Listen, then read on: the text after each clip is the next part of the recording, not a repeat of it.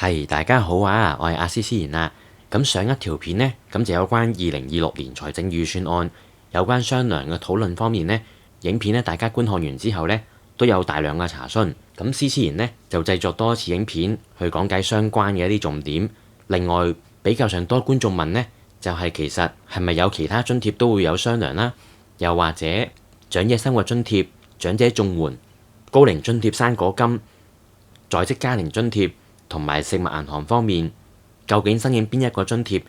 較為能夠支援生活開支方面？咁所以呢，思思賢呢就製作影片同大家簡單介紹一下。咁事不宜遲啦，先開始影片嘅內容先啦。咁首先提多一次有關雙糧嘅情況。其實立法會呢就已經剛剛喺2026年嘅4月29號通過咗撥款條例草案。咁社署同埋在職家庭及學生資助處呢就會各自調整電腦系統，去容易發放額外嘅款項啦。咁其實個時期呢，就喺通過條例草案後嘅1個月後會發放嘅。咁而適用嘅範圍只係有綜援嘅標準金額、高齡津貼、生果金、長者生活津貼、普通傷殘津貼、高額傷殘津貼同埋在職家庭津貼都會有相約嘅安排，亦都即係話，只要係你係領取緊呢幾項津貼之間嘅其中一項，都係可以獲得額外1個月嘅標準金額或者係1個月嘅額外款項。換轉邊廂去講，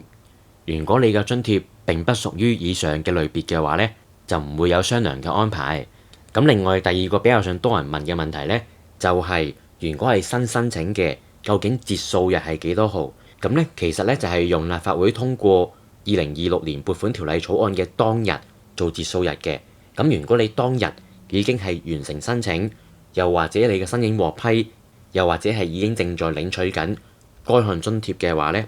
如果你係當日已經完成申請手續，又或者係獲得批核，又或者係正在領取緊該項嘅津貼嘅話呢，理論上係合資格領取雙糧嘅安排。但係如果你係過咗4月29號先至申請該項津貼嘅話呢，係唔會有雙糧嘅安排㗎啦。咁而職津呢個計算特別少少，就係按撥款條例草案嘅當日嘅過去6個月有冇曾經提出申請在職家庭津貼。咁而發放日期安排方面，官方嘅講法就係撥款條例草案4月29號通過啦，咁嘅1個月後就會開始發放嘅。咁所以如果初步計算呢，好有可能呢就係2026年嘅5月29號或者之後啦。咁但係按過往嘅情況，有可能會提早，亦都有可能延遲。咁但係提早嘅次數呢會較為多嘅。咁但係點解網上高呢？已經係有人講會唔會提早到去5月20號呢？咁當然思思賢對於5月20號去發放呢，咁其實對大家嚟講呢都係好嘅，因為始終都係一個早啲嘅時間去發放啦。咁但係實際真係會唔會咁樣發生呢？呢個係未知之數嚟嘅，因為如果講用官方嘅文件去説明，就係4月29號之後嘅1個月。咁如果計足數呢，就應該都係5月29號嘅。咁但係如果按翻過往經常講嘅星期3或者係星期5嘅行政日計算，而去做出發放津貼嘅指令嘅話呢，咁無論5月20、5月22、5月27同埋5月29都係符合星期3或者係星期5嘅情況。咁但係呢啲都係嗰句未知之數，按翻官方文件去寫呢，就係4月29號後嘅1個月。咁所以呢，思思賢呢就係建議大家用呢個1個月嚟做一個理解會較為好嘅，因為始終正式幾月幾號呢都係留待官方嘅公佈啦。咁但係過往正式嘅新聞發布呢，通常都係發放津貼嘅當日㗎啦。咁而另外熒光幕顯示各類津貼金額啦，咁大家可以撳停影片去繼續睇翻啦。咁跟住呢，就同大家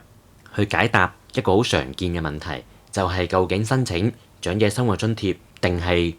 高齡津貼、生果金定係短期食物援助服務，又或者係在職家庭津貼，又或者係長者綜援等等，究竟咁多類津貼應該申請邊一項呢？嗱，咁首先同大家講長者生活津貼先啦。單身人士嘅入息限額係10,900蚊，而夫婦嘅入息限額就係16,680蚊。而長者生活津貼嘅資產限額方面，單身人士係415000，而夫婦就係63萬。咁要留意嘅就係長者生活津貼65歲就可以申請啦。咁同埋佢嘅特點呢，就係呢，你正在領取長者生活津貼都好呢，都係可以返工嘅。咁所以呢個呢，就係長者生活津貼最大嘅重點，因為可以返工，亦都即係可以有工作收入之餘，同時間亦都可以領取津貼而增加收入。長者生活津貼一人份量就係4345蚊啦，兩人份量就係8690蚊。而高齡津貼生果金一人份量就係1675蚊，兩人份量就係3350蚊。咁所以呢，長者生活津貼呢，係司研呢比較上推薦大家去申請嘅其中一項津貼。另外就係高齡津貼生果金方面啦。咁生果金呢，就同長者生活津貼唔同，長者生活津貼要65歲就可以申請啦，但係高齡津貼生果金呢，就要70歲先至可以申請嘅。不過高齡津貼生果金呢，有一個好重要嘅好處，就係佢唔需要進行任何嘅經濟審查。跟住就係同大家介紹由社署資助嘅短期食物援助服務長者適用嘅部分啦。咁本身呢，短期食物援助服務係需要進行經濟審查嘅，不過佢一個最大嘅好處呢，就係佢係可以同長者生活津貼、高齡津貼生果金，又或者係在職家庭津貼等等呢，係可以同時間領取，都唔會抵觸嘅。短期食物援助服務唯一抵觸嘅呢，就係綜援方面嘅啫，亦都即係話呢一個短期食物援助服務唔可以同綜援同時申請嘅。咁同埋呢，呢一個短期食物援助服務呢，原來對於長者呢係有一個放寬嘅措施嘅，個資產限額會有所放寬。咁短期食物援助服務一人長者家庭入息限額就係11000蚊，而資產限額就係146000。二人長者家庭嘅入息限額就係19890蚊，而資產限額就係217000。咁所以咧，大家會見到佢嘅缺點咧，就係資產限額嘅要求較為嚴格。咁另外，經常都有長者咧就會問，其實長者可唔可以申請在職家庭津貼呢？咁在職家庭津貼佢個好處咧，就係其實係可以同長者生活津貼啦、高齡津貼生果金啦，又或者係短期食物援助服務等等去分別申請領取嘅，亦都即係話係冇抵觸嘅。不過咧，在職家庭津貼佢嘅缺點咧，就係申請所需要嘅文件都會比較多啦，同埋要進行唔同嘅審查，例如係入息、資產、工時要求等等。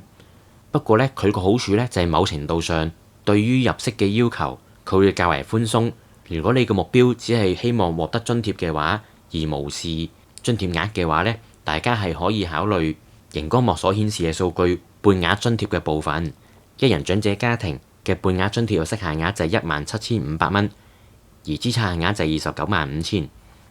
咁但係個問題就在於，如果你要同時符合長者生活津貼嘅話咧，咁當然你都要留意翻長者生活津貼嗰方面嘅入息限額嚟判斷嘅。咁所以大家可以撳停影片睇翻一人長者或者係二人長者家庭佢嘅入息同埋資產限額嘅要求。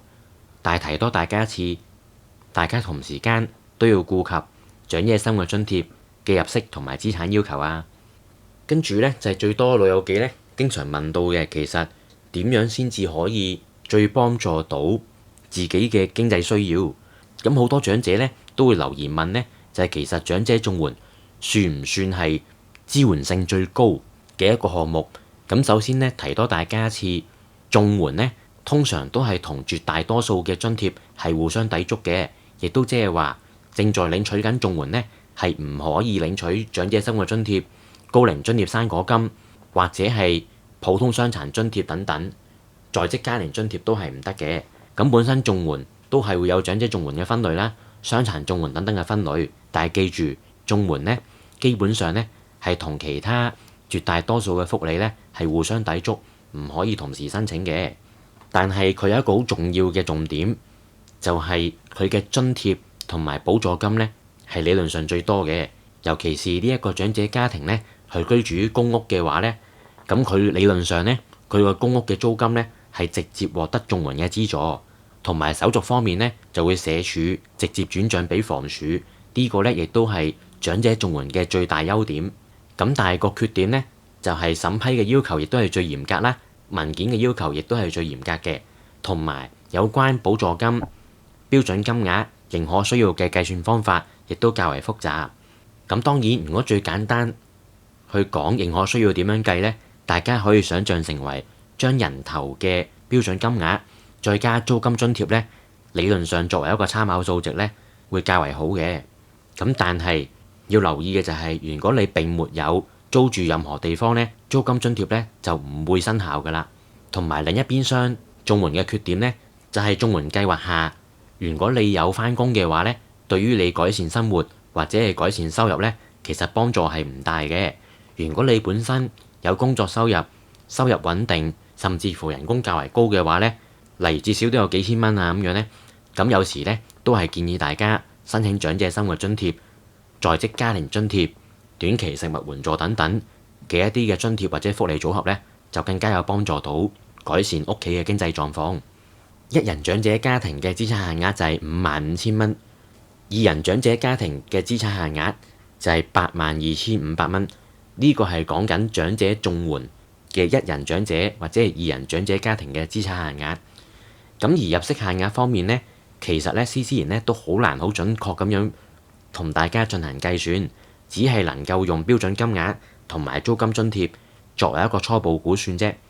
咁如果係一人長者家庭呢，就將佢4,345蚊嘅標準金額啦，就加翻一人2,555蚊嘅一個標準嘅租金津貼上限呢，咁加埋呢，認可需要呢就係大約6,900蚊，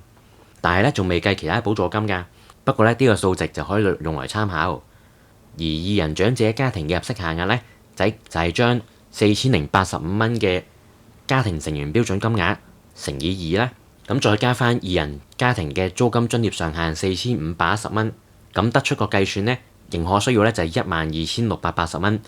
同樣都係嗰句，呢個計算方法唔係最準確嘅方法，只係用作參考之用。同埋要留意呢，就係如果你需要繳付嘅租金係低於本身租金津貼嘅上限呢，咁就係以實際租金為準啦。咁但係如果本身你所需要繳付嘅租金係高於呢一個租金津貼嘅上限嘅話呢，咁只係能夠用租金津貼嘅上限作準嘅啫。咁呢一句呢，講得好似有少少複雜，簡單啲講呢，咁基本上如果你哋長者家庭呢係外出租住劏房嘅呢，通常都會超租㗎啦，亦都即係話個租金超過你嘅租金津貼。咁所以呢，呢個係一個較為難處理嘅狀況。咁同埋對於綜援申請方面，始終入邊所需要嘅情況、環境、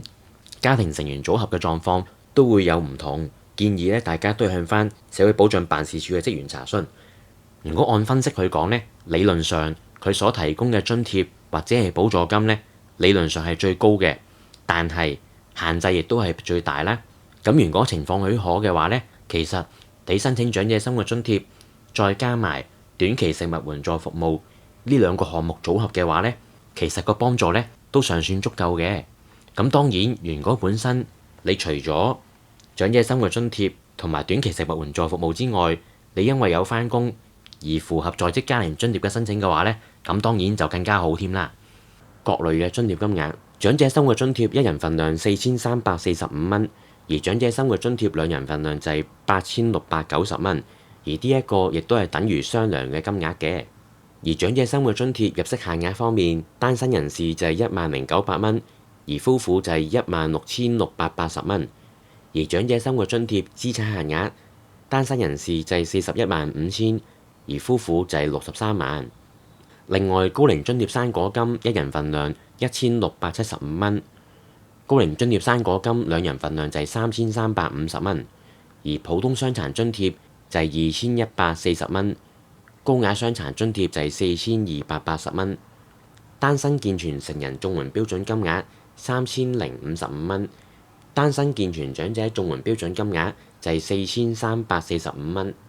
單身殘疾程度達到100%長者綜援標準金額5,245蚊，單人綜援需要經常護理長者綜援標準金額7,385蚊。咁以上就係各個津貼項目嘅標準金額啦，同埋亦都係會等同於雙糧所發放嘅標準金額嘅。咁但係記住，以上係用單人嘅計算嚟做嘅。如果係家庭成員嘅計法呢，係有所唔同，通常會較為少啲嘅。詳情大家可以向翻社會保障辦事處去查詢，或者係留意翻你津貼批核嘅信件，按翻人頭計算你嘅標準金額係幾多錢嘅。好，咁今日講到呢度先啦，記住訂閱CC人頻道啦，讚好影片同埋分享影片俾有需要嘅人睇啦。咁簡單啲講呢，就係申請長者生活津貼，其實係可以同時間申請短期食物援助服務啦，同埋在職家庭津貼等等。而綜援方面呢，其實只係可以申請綜援呢一個項目，而其他津貼項目呢，基本上就係同綜援抵觸。咁所以大家按你實際嘅需要去決定申請邊一個津貼項目就可以嘅啦。較為建議嘅就係長者生活津貼或者係長者綜援兩個之間揀其中一個。可以想像下，究竟綜援嘅其他例如話租金嘅補助金等等嘅幫助大啲啊，定係領取長者生活津貼而係同時間可以工作，對於你嘅經濟狀況嘅幫助會大啲，而決定申請邊個津貼。好，咁今日講到呢度啦，多謝晒大家，拜拜。